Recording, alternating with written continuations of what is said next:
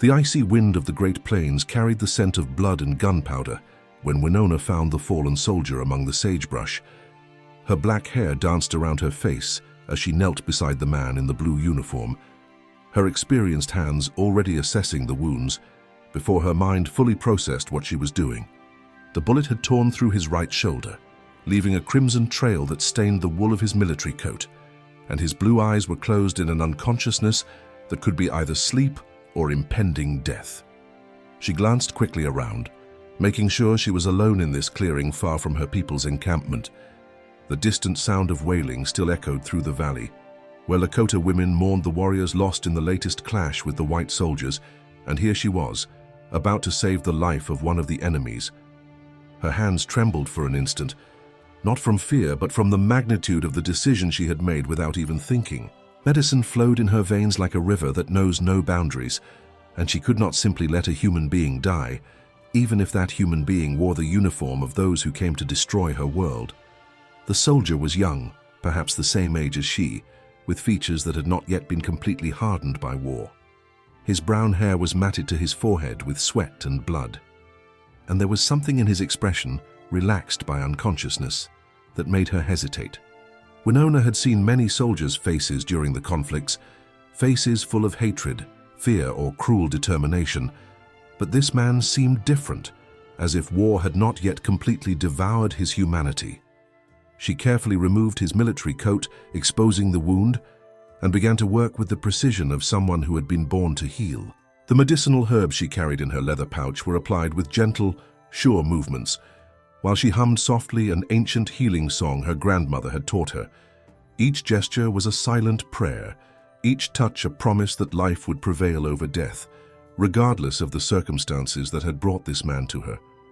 The fabric of her skirt became stained with blood as she pressed the herbs against the wound, and she felt a strange connection to this stranger, as if fate had conspired to place them in this specific moment and place.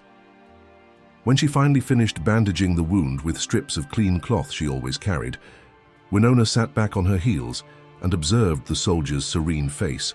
He was breathing more regularly now, and his skin had regained some color, signs that he would survive if he could reach a safe place. She knew she should leave, return to her people and forget this had happened, but something kept her there. Watching this man who represented everything she should hate, but who now carried a small part of her soul through the medicine he had received from her hands. Thomas Brennan awakened 3 days later in a cave hidden in the Rocky Hills, far from battlefields and military encampments. The pain in his shoulder was intense but bearable, and he immediately realized that his wounds had been treated with a skill that surpassed anything the army doctors could offer. The scent of medicinal herbs permeated the air around him, and when he tried to move, he discovered he was lying on a buffalo hide blanket, with his military belongings carefully arranged a few feet away.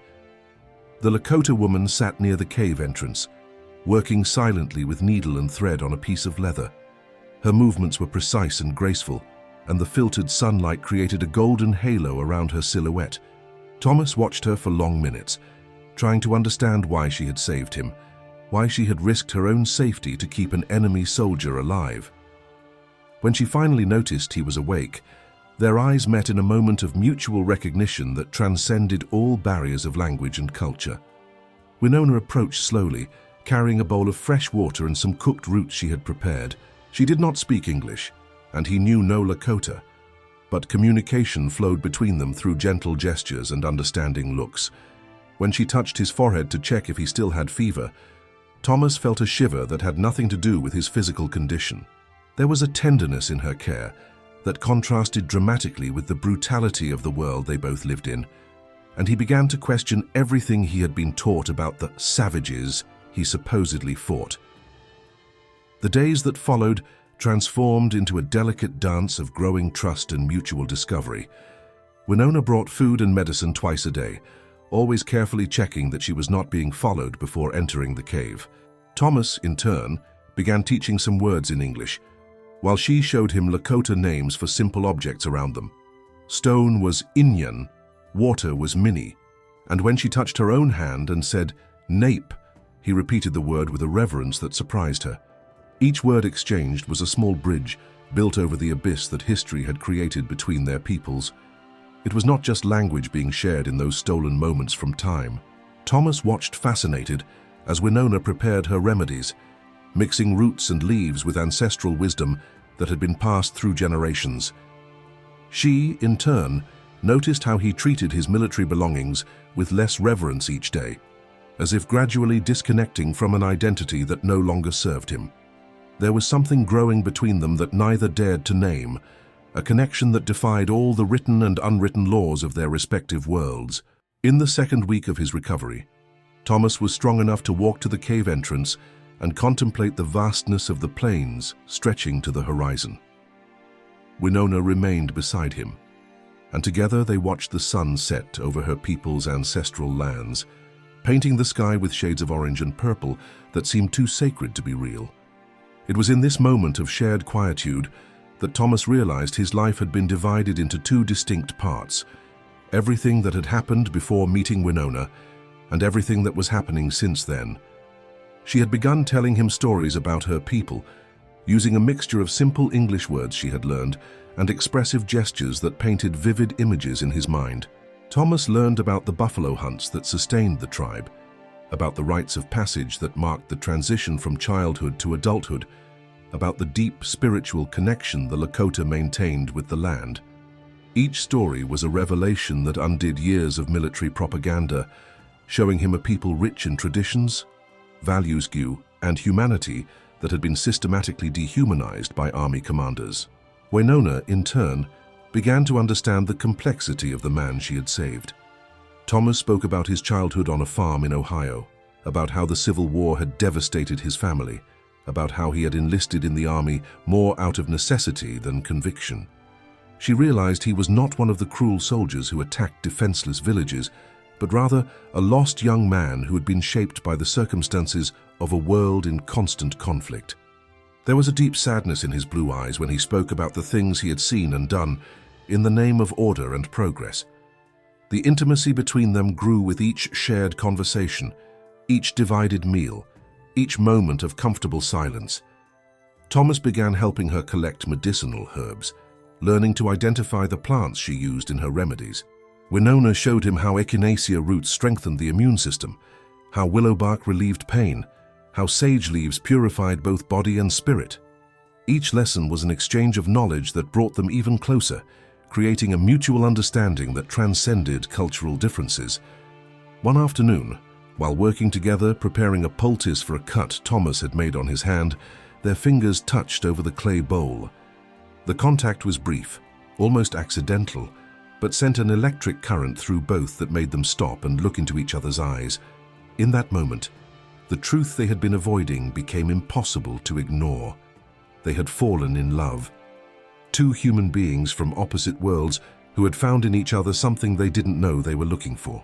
The discovery was both exhilarating and terrifying, for both knew that the love they felt was impossible in any reality they could imagine. The first time they kissed was under a starlit sky that seemed to bless their forbidden union. Thomas had spent the day watching Winona work with a wounded young doe she had found near a stream, and the tenderness with which she treated the animal confirmed everything he had begun to feel about this extraordinary woman's generous heart. When she finally managed to get the doe to stand and return to the forest, he could no longer contain the feelings that had been growing like a storm in his chest. He pulled her gently into his arms, and she did not resist, as if she too had been waiting for that moment. The kiss was soft at first, hesitant, but grew in intensity as both surrendered to the passion that had been building through weeks of growing intimacy. When they finally separated, Winona touched Thomas's face with trembling fingers, and he saw tears shining in her dark eyes. She whispered something in Lakota that he did not fully understand, but the tone of her voice carried a mixture of joy and sadness that mirrored exactly what he felt. The days that followed were the happiest either of them had ever experienced. They spent hours walking through the hills, with Winona showing Thomas the sacred places of her people, and he sharing childhood memories he had never told anyone. They made love under the stars, with a passion that was both physical and spiritual, each touch being a silent promise of eternal devotion. Thomas began wearing traditional Lakota clothing, that Winona had made for him, and she braided small feathers into his hair, symbolically marking him as someone who belonged to her world. But the reality of the outside world began to intrude on their isolated paradise when Winona brought troubling news from her tribe. Soldiers had been seen patrolling the area, searching for deserters, and there were rumors that an army major was organizing a large operation to clean the region of hostile natives. Thomas knew his absence had been noticed and that his technical desertion made him a wanted man by both the army and any Lakota who might see him as a potential spy. The pressure of the situation forced them to make a decision that neither wanted to face. Thomas could not remain hidden forever, and Winona could not continue dividing her time between caring for him and her responsibilities to the tribe. They knew they would have to find a solution that would allow them to stay together, or accept that their love, however deep, could not survive the brutal realities of the world they lived in. The conversation about the future was postponed night after night, as both feared that talking about it would make real the possibility of having to separate. The decision came abruptly when Winona arrived at the cave one morning with her face pale with worry. Soldiers had surrounded the area during the night, and she had managed to escape only because she knew secret trails that no white man would ever discover. Thomas could hear the distant sound of horses and voices shouting orders, and immediately knew his time was up. He would have to choose between surrendering to the army and facing a court-martial for desertion, or fleeing with Winona to a place where they could start a new life away from both worlds that would reject them. While they quickly packed the few belongings they could carry, Thomas made a decision that surprised even himself. He removed his military insignia and left them in the cave, along with his identification papers and everything else that connected him to the life he had lived before meeting Winona. It was a symbolic gesture that represented much more than a simple change of identity. It was the death of soldier Thomas Brennan and the birth of a man who had chosen love over loyalty, humanity over blind obedience. They fled through the mountains for 3 days, moving only at night and resting in caves and dense groves during the day. Winona knew the terrain like a part of her own soul, guiding them along paths that not even the best military scouts could follow. Thomas marveled at her ability to read nature's signs, to find water in impossible places, to locate shelter when weather became inclement. Each step they took together was proof that he had made the right choice, even though he did not yet know where this choice would lead them. During a rest stop in a protected clearing, Winona finally voiced the fear she had been carrying since they began their flight. She explained that there was a community of exiles in the northern mountains, people from various tribes who had been separated from their original groups by war, disease, or personal circumstances. It was a place where they might find acceptance, where Thomas could learn to live as a free man instead of a soldier, where she could continue practicing her medicine without the political pressures that had been affecting her tribe. The journey to this community would be dangerous and uncertain, but it was the only option that offered them a real chance at a future together. Thomas held Winona's hands and promised he would follow her to the end of the world if necessary, that he had burned all bridges with his previous life, and that she was now his only family, his only loyalty, his only homeland. She cried when he spoke these words, not from sadness, but from deep gratitude for having found a man willing to sacrifice everything for love, just as she was willing to do. The community of exiles they found in the Montana mountains was small but vibrant, composed of about 40 people from different tribes who had created a new way of life based on cooperation and mutual acceptance. The leader was a Cherokee man named Sequoia Redbird, who had lost his family on the Trail of Tears and dedicated his life to helping other displaced people find a new home. He received Thomas and Winona with a mixture of caution and curiosity, but after hearing their story and observing the genuine devotion between them, decided to give them a chance to prove they deserved a place in that unique society. Thomas faced immense challenges in the first months, not just from having to learn new survival skills, but from having to unlearn years of military conditioning that had taught him to see the world in terms of us versus them.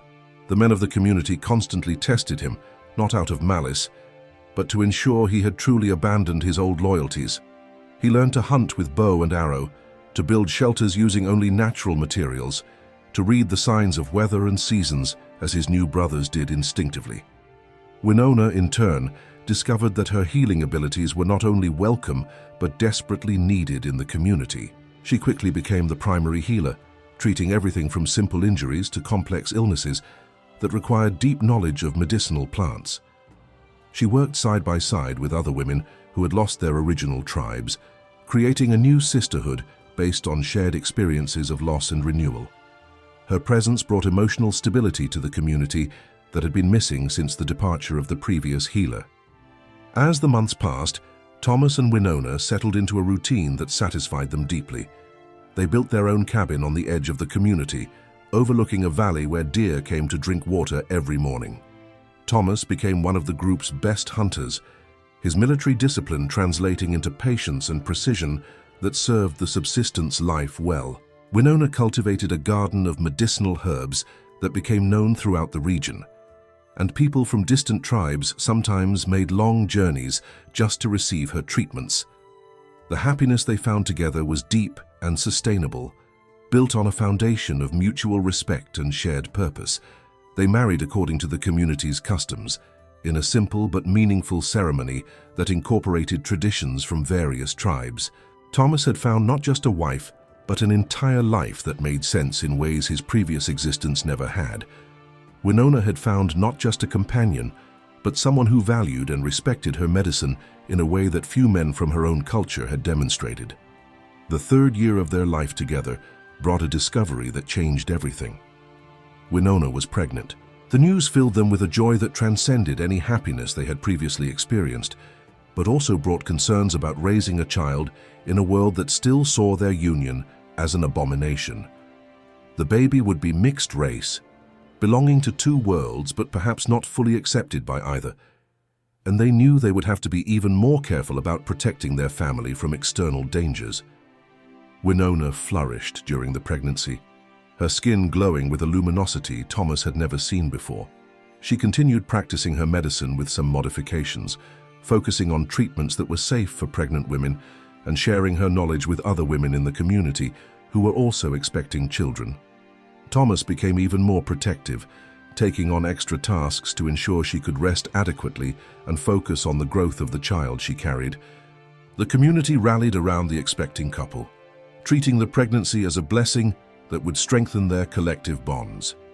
The older women shared wisdom about childbirth and baby care, while the men worked together to expand Thomas and Winona's cabin, creating a safe and comfortable space for the growing family. The coming child represented hope for all of them, proof that it was possible to create new life and new identity even amid the most challenging circumstances. When the baby was finally born, a girl with blue eyes like Thomas's and dark hair like Winona's, the entire community celebrated as if she were their own daughter. They named her Ayana, which meant eternal flower, in one of the tribal languages represented in the community, and from the first moment, it was clear she would be raised with love and protection from everyone around her. Thomas cried when he held his daughter for the first time, realizing he had found a purpose in life he didn't know he was looking for. The months following Ayana's birth were the most peaceful and fulfilling Thomas and Winona had known.